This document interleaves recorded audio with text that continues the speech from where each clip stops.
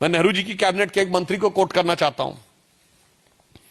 VN Gadgil जी ने अपनी किताब गवर्नमेंट फ्रॉम इनसाइड में लिखा, नेहरू जी को हमेशा पाकिस्तान में प्रचार की चिंता लगी रहती थी। मैं पूछना चाहता हूं, आज कांग्रेस में सबसे ज्यादा चिंता पाकिस्तान में ही प्रचार की है ना? आप लोग भारतीय मीडिया से हैं, पर जितनी सुर्खियां पाकिस्तान की मीडिया में बटोरी है हमारे विपक्ष ने, उतनी पाकिस्तान के नेताओं ने नहीं बटोरी है पाकिस्तानी मीडिया में।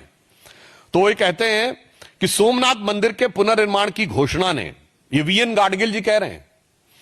घोषणा ने करोड़ों भारतवासियों के मन में उत्साह और हर्ष की लहर उत्पन्न कर दी है। गाडगिल जी आगे लिखते हैं कि पीडब्ल्यूडी मंत्री के नाते मैंने नेहरू जी के आदेश पर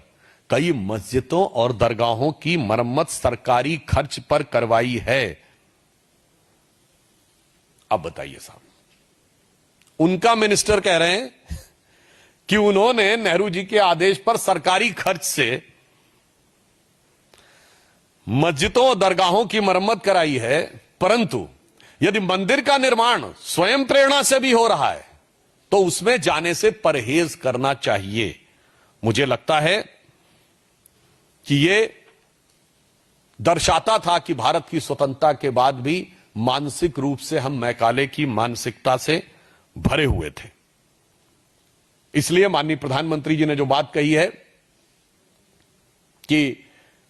मैकाले की मानसिकता से अगले 10 वर्ष में मुक्त होना है, और मैकाले की मानसिकता का जो प्रभाव हमारी उस समय की सरकार और तत्कालीन प्रधानमंत्री जी पे था, जबकि कांग्रेस पार्टी के अंदर ही एक नहीं अनेक नेता, जिसमें मैंने 2 का नाम बनाया, केएम मुंशी, वीएन गाडगिल नहीं, पुरुषोत्तम दास टंडन, डॉक्टर राजेंद्र प्रसाद, केएम मुंशी,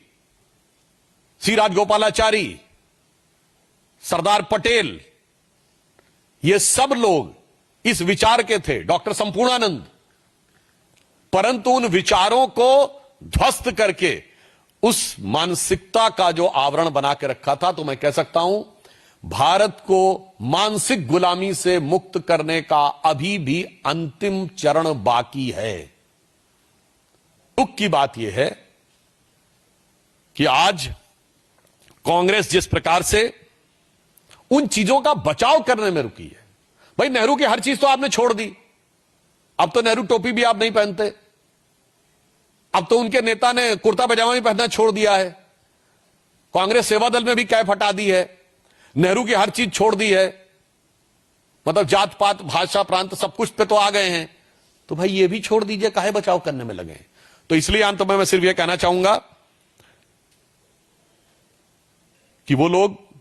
जो कहते हैं कि एक बार में बोल लीजिए, बार बार क्यों बोलते हैं, हकीकत में selected words of Jawaharlal Nehru